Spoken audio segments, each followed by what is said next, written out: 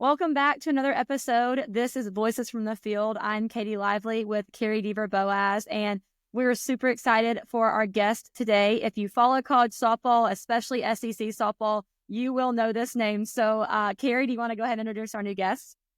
Absolutely. It's my pleasure to introduce Hannah Gammill, known as Han Gam in Fayetteville, lots of other different nicknames. She is a native of Arkansas, which will be things that we discuss because I think that's really cool, because it's one thing to go to college and play at that level, and then it's another one to wear your state across your chest from your ad. I think it intensifies the significance of what that is. But if you don't know her, she's from McRae, Arkansas, which is even tinier, but I know it because my first softball manager when I was coaching at Arkansas was from Beebe, Arkansas. Nathan, we knew him as Stumpy, but that's probably not a name he wants to hear. And he's actually, I believe, an athletic director or even a principal of one of the schools down in that area now. But she's from McRae, Arkansas. Her first semester was fall of 2020. Is that correct? Yeah. At Arkansas. And she took it by storm in 2022. She was an All-American, and she hit 18 home runs. I even know these statistics, which is scary. 51 RBIs, and she hit 374. She helped guide the Razorbacks to two SEC championships and one SEC title.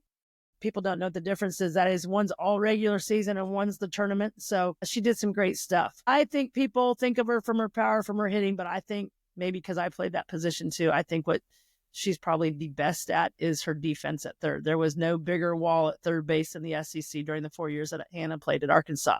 So with that, I'd introduce to you Hannah Gammill. Hey, Hannah. Awesome. That's very sweet of you. I think that the really neat thing about what we get to do is we've talked to a lot of like old timers, people that are younger than me, but way older than you in the last couple of weeks here. But bringing on Hannah is an area that Katie and I have decided is pretty big for extra innings softball, to kind of go out and get to the people of like, where are they now? And it seems like when you say that to Hannah, like she's so removed. She literally graduated last year, but she's still at Arkansas getting her master's in social work, and she can talk all about that. So the first question I want to ask you, Hannah, is what is your why? Like, why did you choose softball? Why did you end up at Arkansas? Just tell us a little about who you are and how we got where we're at now. Yeah. So growing up, I played a lot of sports, but my parents, they grew up playing baseball and softball. And so they really kind of introduced that to me. And I started playing whenever I was about 4. And so for a while, I just kind of, whatever season I was in was my favorite sport. And so when I kind of got out of junior high and I realized that I feel like I could go bigger with softball, I kind of decided to do that. But I feel like I stuck with softball a lot because it's an individual, but also a team sport. And so I wanted to still be a part of a team, but also still have kind of some individual success. And I felt like it just gave me a platform to really use who God actually is. And so I was able to do that, obviously, through my playing at Arkansas, but kind of growing up, people, I think, knew me as someone that really was passionate about the sport, but passionate about loving people. And so kind of going through the recruiting process and obviously picking Arkansas, I knew that if I got any kind of offer, or they even offered me a position, that I was going to go to Arkansas. Like you said, there is really no other feeling wearing Arkansas across your chest as someone that grew up a Hogs fan their entire life and lived 3 hours away from the university. And so my family has just been super big and, calling the Hogs and really supporting Arkansas sports through the ups and downs. And so my sophomore year, whenever Coach Deivel had offered me, it was a no-brainer. Obviously, I was kind of deciding between some other schools, but going to a place that you're so familiar with because it's what you've grown up knowing was just probably the easiest decision that I've made, and by far the best decision. So cool. Yeah. So if you can put it down to one, I think it's really always fun. I want 2 questions from you. What was your favorite memory athletically? And then what was your favorite memory just as a student? Because those are 2 different things, and people don't really realize it, that as an athlete of Hannah Gammill at Arkansas, that's all they see you as. You're actually a student too, and hopefully a student first. So what are those 2 favorite memories?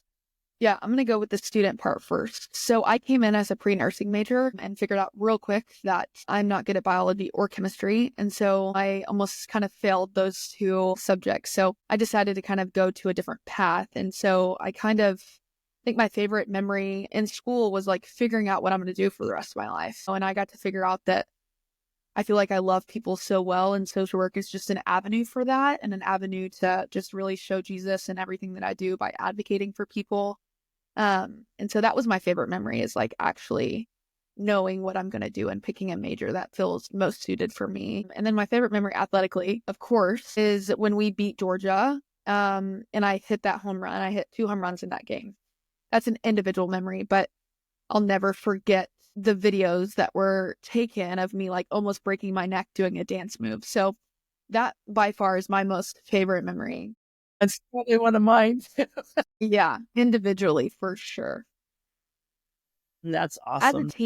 As a team though, I would say when we won the SEC championship in Florida, that was just a really big deal for the history of Arkansas softball. Absolutely. Yeah. Absolutely. Speaking of that memory of winning that championship, I know that was y'all's first SEC championship. Was that the first one in program history? Yes. So talk about the culture and developing that winning culture and developing that progress that you had made. You obviously are part of a team that really pushed that program to the top. Kind of tell me about how y'all changed that culture and made it to where it was a winning culture, winning an SEC championship for the first time. Yeah, for sure. So freshman year obviously was really difficult for COVID and obviously a lot of reasons in regards to that, but it was all the coaching staff. I mean, they really pushed the culture of when you come to practice, like leave everything else behind and just focus on practice, because ultimately, like, this is a place where you can come and escape all of your difficulties in life, all the things that are hard and whatever. So just give your all when you're here. And so I think that really, and the way that the coaches poured into the players was really just a huge part of wanting to win for people that loved you, you know? And so, you know, I think going into sophomore year, that was the year, or maybe it was junior year. I'm getting my years mixed up. But sophomore year was really when we, you know, kind of kicked off where I felt like we were all meshing. And so the coaching staff really developed us into a team that stuck together, but also saw the importance of just taking each win as a win and not looking forward to, you know, we need to go to the World Series or we need to go to an SEC championship or whatever. So really taking one moment at a time, I think, was super important in our success and building that winning championship team. So that's cool. So I think the thing that I would love to see players like yourself spend more time being able to have a platform to share for future generations of softball is knowing how to deal with the extreme highs and the extreme lows that goes along with being a student athlete. Because if you're asking my opinion, and you didn't, but I'll share it anyways, is I think that extreme highs and lows, or success and failures, are a lot like feelings. They don't last very long either way. They might feel like it. Well, only the failure feels like it lasts long. The success never feels like it lasts long enough. What is some insight? What are some tips? What are things that you felt helped you deal with both spectrums, the highs, the lows, or were there things that the university provided for you? Are there books that you read? Like all the insights of what made Hannah being able to transition from extreme success to extreme failure and finding your identity, maybe not just as the Arkansas softball player, but as Hannah Gammill. yeah, this is a great question. Obviously, sophomore year was my highest year of my career. And that year was full of success the entire year. I mean, of course, there were still lows, but junior and senior year were extreme lows. And if you're looking at individual success, it was not anywhere compared to sophomore year. Sophomore year, Hannah found her identity in softball, and Hannah found her identity in how she performed. And so I would say that year was my extreme high. And so I think dealing with that, of course it was fun. Of course it was like, oh my gosh, I'm doing so well. And the team's doing well. And I'm like meeting all of these expectations. I'm proving people back home who I told myself that I was going to be. And so I'm meeting all of these expectations and life is great. So then you go to junior year and it's like, oh my gosh, this was the worst like season of individual success that I've ever had in my life. And so not only was it that, but I was also dealing with, you know, other things that didn't help play into that. And so I think dealing with that extreme low made me not only a better teammate, but made me a better person outside of like what softball actually was. And so I learned to find that like, if you're going to find your identity in how you perform and how you play, you will never be satisfied in the sport. And so I think that was the toughest thing, was even if you're finding your identity in how well you play, you're always going to be let down. Right. Like, you're always going to be let down. And so Arkansas provided really great counseling services. So I took advantage of that. And so I went and met with our psychologist for my 4 years that I was there. And that was really, really great and really helpful. And so kind of going into senior year, obviously it was better than junior year, statistical wise, but I really learned how to be in the moment and not be so consumed with, I want to get all these accolades and I want us to win. And I want people to see me as like a good, faithful, strong Christian, but also someone that's good at softball, because that, I feel like that kind of brought attention to me in the first place, was like my sophomore year and how well that I did. And so then people were able to see that like I have a platform for Jesus too. And so I felt like my junior year that I lost that because I wasn't performing well. And so in the end, that wasn't the truth. That was just a lie straight from the enemy. And so learning that and kind of learning how to navigate, finding people that softball will never last forever unless you play until you're 80 years old. So it's really about forming relationships and people that you can trust and that you love, and leaning on them in support for hard times. And so I feel like I really did that my last 2 years, and that's what made it so enjoyable.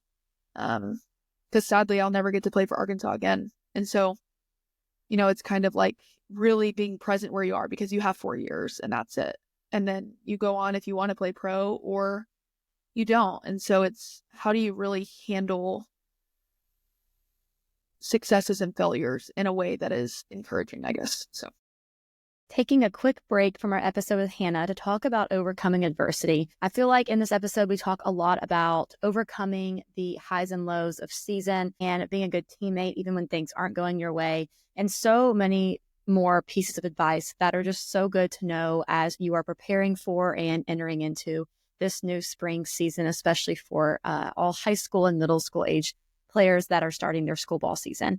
And so I just wanted to make sure you guys knew about our Overcoming Adversity tab on our website. On this tab, it is under the Extra tab. And then if you scroll to the bottom under Mental Health, it has Overcoming Adversity. And we just have so many stories from incredible young players that have something that has kind of been an obstacle in their life, whether it's an injury, whether it's a death of a loved one, or whether it's a mental health obstacle. They share about their experience and how they came it, and were able to still power through and be able to come out on top. So these are just some amazing stories that hopefully will resonate with somebody and be able to help them through a really tough time. Also, if you want to share your story about adversity, you can go to the Get Featured tab and click on the Overcoming Adversity tab, where you can fill out a form and talk about your own experience and hopefully help someone else in the process. So make sure to go to our website, extrainningsoftball.com, and go to our Overcoming Adversity tab to learn more.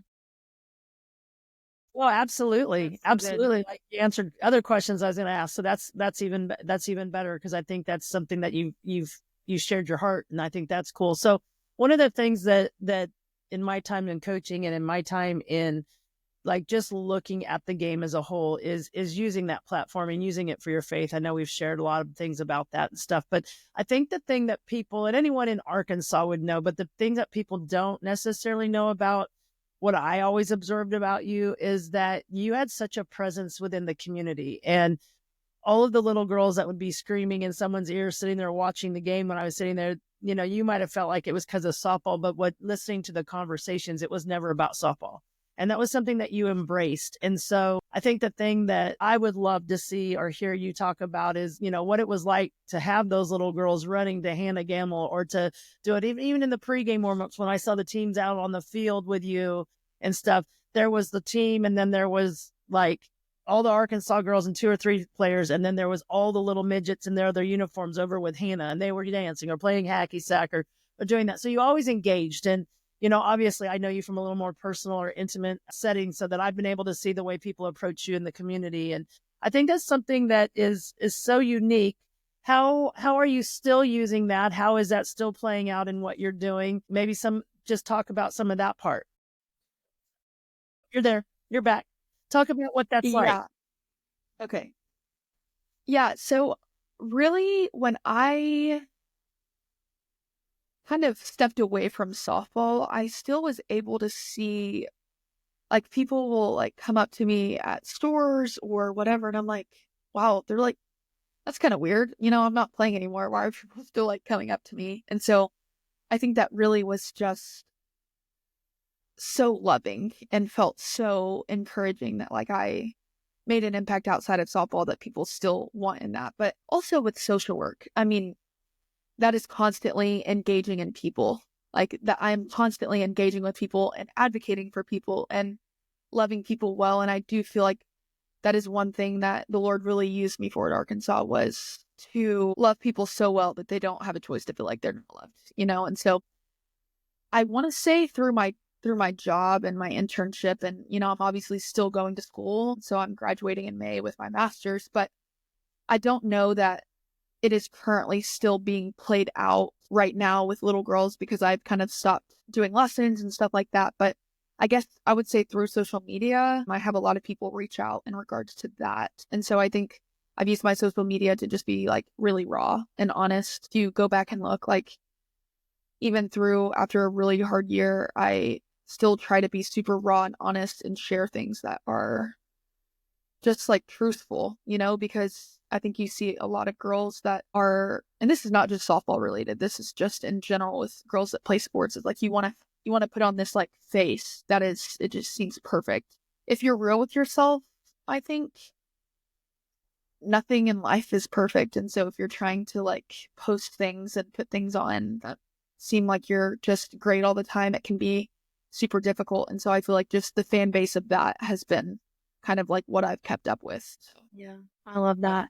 How do you think, because I know you've mentioned, loving people well and kind of being a good teammate, loving them, and now into your career in social work, loving the people just as well. How do you feel like softball has helped you into your career in social work? How do you think, like what advice or what lessons have you learned that you've been able to implement into your new career in social work? First of all, say what you're doing so people know. Yeah. Okay. Like, where am I? Like what, when you say social work, that's so broad. You could be doing things. So what are you currently doing? And then answer her question with that. Okay. So I am currently at a behavioral health hospital in Fayetteville. That's where I'm interning at. And so a lot of people, when they think social work, they're like, well, you're taking kids away from their families. And that's just like nothing to do with social work. That's some of it, but not all of it. And so I actually have accepted a job in working with like middle school kids. And so that starts in May. But I really think how that has played out was softball. I felt like I was really loving towards my teammates in whatever space that they were in. And so I really feel like the Lord used me to, you don't always have to say something. You can just listen and actively listen to what they say, because a lot of people, they just want you to like hear them and say, I hear you and I love you and I understand what you're saying. And I know that that's hard.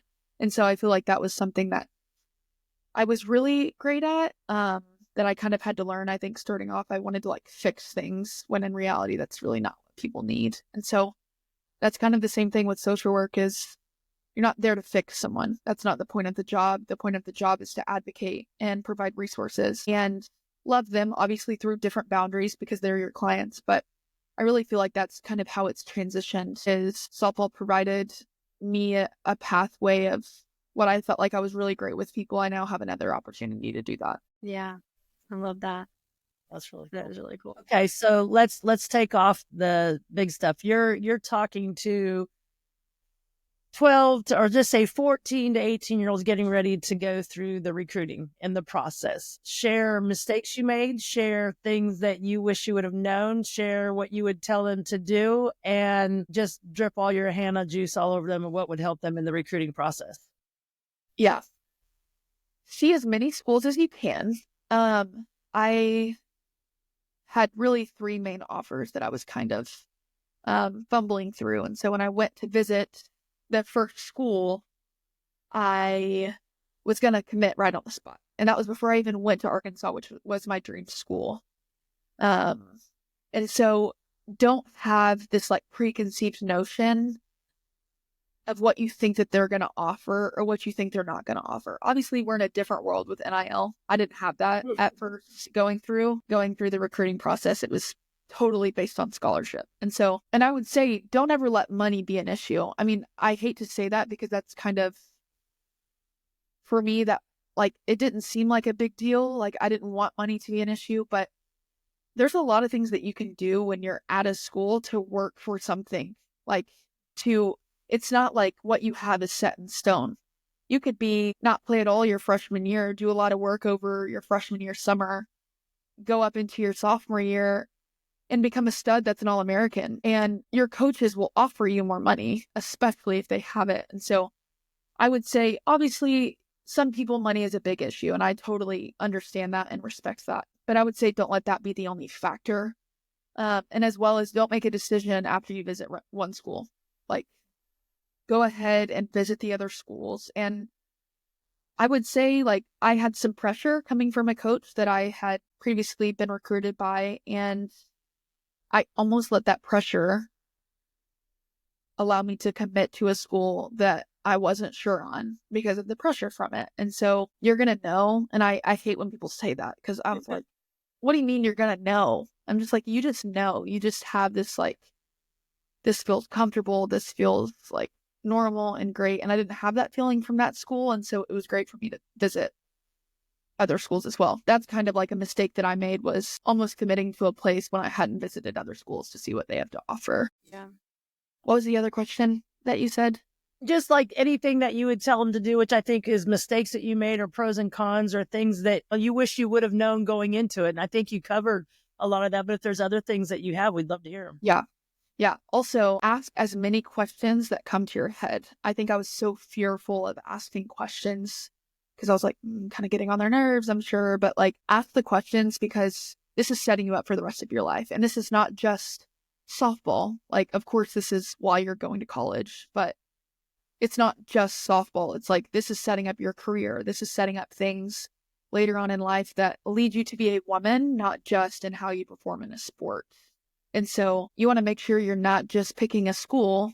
It's like, man, I really want to go to Arkansas, but like they don't have biochemical engineering, and that's what you want to do for the rest of your life. Then like, maybe that's not where you should go. And that sucks to hear, but like, it's also, if they don't have what you're wanting to do long term, then I don't know that that's the best place for you. And so I'd also just say, don't be so anxious and stressed about it either, because it's such a fun experience. And it's such to feel like all these coaches like want you and like, you know, you're going to be great for our program. And it's just super encouraging to go through. So I would just say, take it really slow, but also enjoy it, because if I could go through that again, I would love to go through that again, just to take more time for it. Yeah. So one of the things that we're doing at Extra Inning is trying to provide content by speaking to people like you, but also for the people who are subscribers to the channel, that they have a place to go and voice their opinion. Like, we have polls. And so last year, well, it kind of was almost last year, but last month's theme was, you know, what do you do for the preseason preparation? What do you do for the grind? And we get them to vote on it. So it's always kind of fun to see, but obviously that's coming from more of a younger generation. So most people don't realize what the college grind is actually like, and they think, oh, you've got everything. And compared back when I played, or compared to even when I coached in the SEC, you guys have a lot more things. But what were some of your fun things that allowed you to preseason prep and mentally, physically for the grind? Yeah. So what I think too over the grind is when you leave in November in college, if you're playing, I'm not sure what other colleges you're like, but when you leave in November and you might come back for a week and then you have 2 months off or a month off before season starts, that is the most crucial part of your entire like softball existence coming into starting to play in February. Because if you are just like taking that time as well, like, man, I need a break, or, you know, I'm not saying breaks are bad, but, you know, I'm going to take this time, you will be sadly disappointed. And so I think that is the biggest thing, was the month of December and the month of January is the most important part for a team success, but also an individual success. And so I took that super seriously when our coaches kind of talked to us about that. And so when you come home, it's really difficult because you're not on a schedule. You're not you go to weights at this time and you go to this at this time. And so it was really like a self-starter mentality that if you want this, if this is something that you want, which that's something I wanted, I told myself that I was going to start my freshman year. I mean, that is what I desired and what I wanted. And so I chased after that, but I would say like I put in the work for it. And so the grind is not, people don't see the grind of January and just how mentally and physically demanding that it is, but it's also so great because you work that whole time building up for the 4 or 5 months that are so fun. And so I think it's important to see that January is the most important month, and putting in extra work only prepares you later on and only helps your team out later on. So yeah, the grind is long, the grind is tiring, but it is freaking worth it. And so that's what I just kept telling myself. It's worth it, Hannah. Like, you're almost there.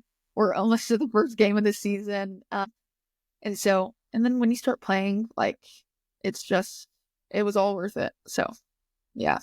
That's cool. Yeah. Yeah. And I think too, like, adding on to that, I think it's cool that you mentioned, like, that's the most important month is that January, that preparation. Cause then I feel like then you can go and play free in March, April, and May because you put in the work to begin with, instead of, I feel like a lot of players sometimes think they can just like turn it on in February and like not without doing anything in preparation. So I love that you mentioned that, to be able to like really kind of trust what you've done so you can play and do the best you can through those spring months. I love that. Well, I think a lot of people don't realize that don't do what you talk about in January. They do try to do the makeup work, and there's no makeup work. Right. Like it's either positive or it's not. And I think that also goes back to what we talked about. When you've put in the work, it does make it a lot easier to handle the failure because you've put in the work and it's a short period. But when you fail and you haven't put in the work, then there's a panic. Yeah. And if you are so passionate about the sport, which I totally felt that I was, it wasn't that big of a deal because it's like, I'm so passionate about softball that like, that was just something that I did. I didn't think, when I came home for the break, I'm like, okay, I'm going to wake up, eat some breakfast, go to the gym, and then go hit and field, and then come home and do some homework. It's like, that was normal. That was like what you should be doing. And I hate to say should because it's not only like for your own personal success, but you have 25 other girls that are counting on you to do your work and prep for that. And if you don't, you're letting them down, and you're letting the team down, and you're letting the coaches down. And I hate to be so like abrupt and direct about it, but it really is so true, because if you're going to slack off and not put in the work and it just feels like you're tired, it's like everyone's tired. But I can promise you that like people at other universities are putting in the work when you're not. That's what I kept telling myself on days that I wanted to just like, no, I'm just going to take a break today. I'm like, someone's beating you out of your position. You want to sit the bench? I'm like, no, I sure don't. So yeah. Absolutely. Well, that. The thing for us this month is kind of cool. And it's something that's probably easier for athletes like yourself where you're at now to look back on is basically knowing your role, and how knowing your role, affects you to be able to do it, because there are all different seasons. There's seasons of starting, there's seasons of injury, there's seasons of waiting, there's seasons of putting in all that work as a freshman, and there's an 3-time All-American sitting in front of you. So talk about like how knowing your role, or how did you ever play for a coach that you didn't know your role? And this might not even be Arkansas. Like, did you talk to him? Like, what are the tricks that you did to help yourself embrace your role? And then obviously you were a starter for 4 years at Arkansas. I'd also like you to look at it from a standpoint of, or share with us of, how did you help some of your teammates on your team that didn't have your role stay engaged, know that their role in their mind wasn't probably as significant in yours, but might have been even more so because they had to be ready in the moment to base run or in the moment to do something. So share your thoughts on that. Yeah. Freshman year, I also was injured. I broke my hand and was out for 3 weeks. And so that's definitely when you imagine what your lovely freshman year is, it's not sitting out with injury. And so I had to find out real quick what my role was. And my role was being the most supportive teammate that I could be. If my teammates needed me to pitch front toss left-handed to them, that I was going to do it. Or if they needed me to feed the tea that I was going to do it. And that was my role. Did it suck at first? Yeah, it did. Was I like felt jealous and envious of people getting to play and me not? Yeah, but I had to take a step back and see that like to truly be happy for the people that are in that role at that time. And so roles shift. 3 weeks later, I was back on the field playing. And so then kind of shifting to one of my best friends was then injured when I got to go back and play. So she was able to learn her role and the importance of that. But really, I think that's the difficult part is I was never the one that like didn't play. And so that was really hard for me to kind of express to my teammates because, you know, I said a lot of times, like, I'm not in your place and I can't understand how you feel because I haven't experienced like not playing. And that was just the truth. And so, but I said I have experienced like a different kind of role of like literally not having the opportunity to because I'm hurt. And so really, I think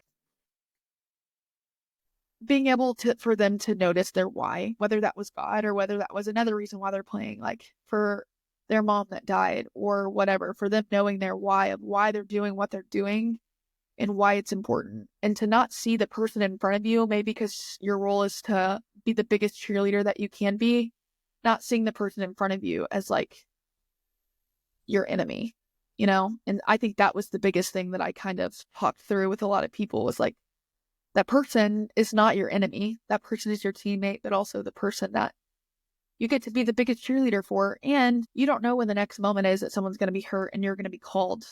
Your number's going to be called. And it's like, well, I've been over here like throwing myself a pity party. And I'm not saying that sitting the bench is not hard or being hurt by injury is not hard, but really, what are you doing in the moment to encourage people around you and to be kind of a rock for them whenever they're playing? Because it's not easy when you feel like someone behind you and you're going 0 for 4 and you feel like that person's going to be called in too. So I don't really know if that answered your question about the whole role thing. Well, I think that was beautiful. Absolutely beautiful. Yeah. Class of 2027, this is for you. Make sure that if you are a class of 2027 grad or you know somebody that is, make sure that they are nominated before March 3rd. Our nominations close on March 3rd. That is really, really close from now. So make sure that you go to our website, extrainningsoftball.com, and go to the nominations and rankings tab where you can go and nominate your class of 2027 player. Make sure you check that out on our website. And we also have rankings coming out right now. The class of 2029 is beginning to be released for this year. So make sure to check out our website, follow our social medias, and class of 2027, make sure you're nominated for this year's rankings. And as a leader too, especially your junior, senior year when you are the upperclassman and obviously have a lot of credibility behind your name, how did you encourage the other starters around you? I think it's really easy for sometimes if you're an everyday starter, you've never not played. Some people, unfortunately, some people can kind of treat the people that aren't playing, you know, like as lesser than. How did you kind of prevent that from happening as a leader and taking control of your team and making sure that everybody on the team felt loved, felt appreciated, and felt like they were worthy, whether or not they were playing? Yeah. You know, there's little things that can happen where it's like, if we're taking reps, you can see maybe the starters go on first. So it's like giving them an opportunity, the people that probably aren't going to play, allowing them to go in. But also just like most people have been in the spot where they've like had to sit out a game and they know how that feels. So I don't really feel like that was a huge obstacle at Arkansas. I feel like we were all pretty aware of how difficult that was. And it was really easy that if something was said to kind of snip it in the bud of like, okay, that's not cool. Like, I don't think you should say that, you know? And so I think just being super direct about it, but we were all pretty great about, especially like being an upperclassman and starting compared to like being a freshman and starting and seeing the understanding of where the person is and kind of meeting them where they are, but also just like freaking encourage them when they make a good play. Like, that's not difficult. Encourage the people around you. If they make a good play, just because deep down in your head, you know, they're not going to play, it's like, encourage them, be nice to them, love them. Like, they're not any less of a person than you are just because you're playing for one game, whereas you could go over 5 and a coach decides to pull you out. Like, so yeah, I get like I love it. when you share those kind of things, I think the thing for me that was always encouraging from watching you or talking or playing myself is that, I think you understood how to celebrate and could celebrate yourself successes more when you celebrated other people's as much or more than yours. Like, it's like you don't really know what it feels like to get a gift until you give a gift. And when you learn that concept as a young player, and that comes from outside stuff, I think social media, all of those things like adds pressure to it. But at the same time, I think when it becomes more about the people around you that you're lifting up, what you find out is they're actually holding you up. And I think that's the thing when we start looking at like what you've talked about with relationships and all that, that's huge. So, all right. So where do you see Hannah Gammill in 5 years? Hopefully married Okay. with 2 kids Okay. and having a house. White picket fence and a dog. I'm seeing. Yeah. In Northwest Arkansas. And hopefully having a private practice open for counseling. So that's awesome. That's awesome. Well, Katie, are you going to do the honors or am I going to do the honors of our favorite question of the entire interview? I can ask it. I can do it. So we ask everybody at the end of the episode, and we're excited to hear your advice. If you could look at baby Hannah at 10, 11 years old, really starting to find that passion for the game, what would you tell her as someone now who's been through your career and seen everything that's happened? I would tell her like 5 different things. Go all 5. But the first thing I would say is, one, it's all going to work out for better or for good. The second thing would be not to be so hard on yourself, I think, because that really makes an impact in kind of how you see yourself outside of softball. And then I think the third thing would be, if I could just tell her from the very beginning that she's going to make it, I think that would have, put a lot less pressure and stress on her growing up. That like she's going to make it and that she's going to be okay. And the last thing is like just continue pitching. Because honestly, I tried to pitch and I didn't really stick with it and I didn't practice. And so my dad told me that I can't pitch anymore. And so I would say practice pitching, because I would love to be a dual threat player where I could pitch and hit and play defense. Yeah. So just on a funny one, that would have been a dream. So yeah. That's all. That's great. I love that. Well, is there anything that you would want to share, or if you had the time, because you have the platform now, because I don't even know if I shared this. Extra Innings Softball is a company that's ran by women, owned by women. And the whole motto is empower, inspire, and support. And the older I've gotten, the more important it's become for me to give back to the sport, because, with all the technology we have, we know spin rates, we know velo, we know, if a pitcher picks their nose, they're throwing a changeup. We know everything now. The thing that I still don't feel that we're great at, and that's why I've joined on with Extra Inning, is sharing the things, because that's knowledge. And that's why, when they asked me, I was like, we're getting Hannah Gammill. I want people that are raw, that are honest, that are willing to share the inside stuff and give access to these young women, young girls, I should say, to young women of yourself, to be able to say, dang, that Hannah Gammill, she's real. Like she's just like, I'm talking to my big sister, because I don't think we do as good a job at that, other than if people look through social media. And like you said, that's not always. So is there anything else that, if you had the microphone for your last 5 minutes to impact 1, 200, 2,000 softball players, what would it be? I would honestly just continue to say identity in the sport. I just want to reiterate that identity in the sport and really loving the grind and the struggle. I think if you can understand and love failure, and that sucks. Failure freaking sucks. But if you can really get a grip on what failure feels like and how you experience it, it only makes success that much sweeter, because you understand failure is not something that you just need to escape all the time, but really like feel your way through it and understand how to get out of it. So I think that's probably the biggest thing. And just, if you have a dream, chase it. Growing up, I never thought I would play for Arkansas. that's just facts. I didn't think that I was good enough. And so, but I had a dream, and my dream was to play for my home state. And so I chased that, whether I thought it was going to happen or not. I told myself it was going to. So dreams need to be realistic, but also like chase them. There's nothing wrong with, if you want to go play for Oklahoma, then chase it and go play, you know? So yeah, I think that's probably the biggest thing, is just chase after your dreams. I love that. I don't know any better way to end this than to chase after your dreams. That's a good one. Thank you, Hannah, so much. We appreciate you. Thank you. I'll be seeing you soon. We're coming up to some games soon, so I'll be seeing you. Hey, great.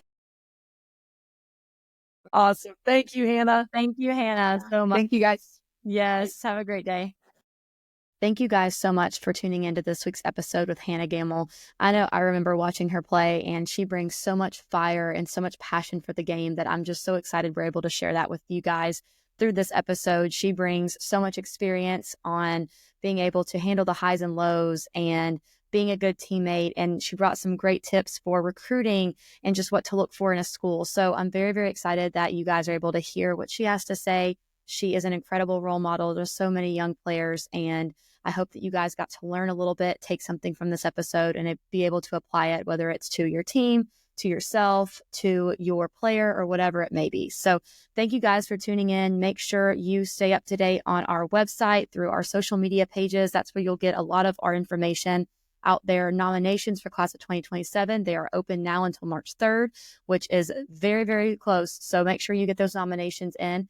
And if you guys have any ideas or people you want on the podcast, make sure to email me, Katie@extrainingsoftball.com. And we want to bring whatever you guys need to you guys. So make sure to email me if you have any suggestions, and we will see you guys next week.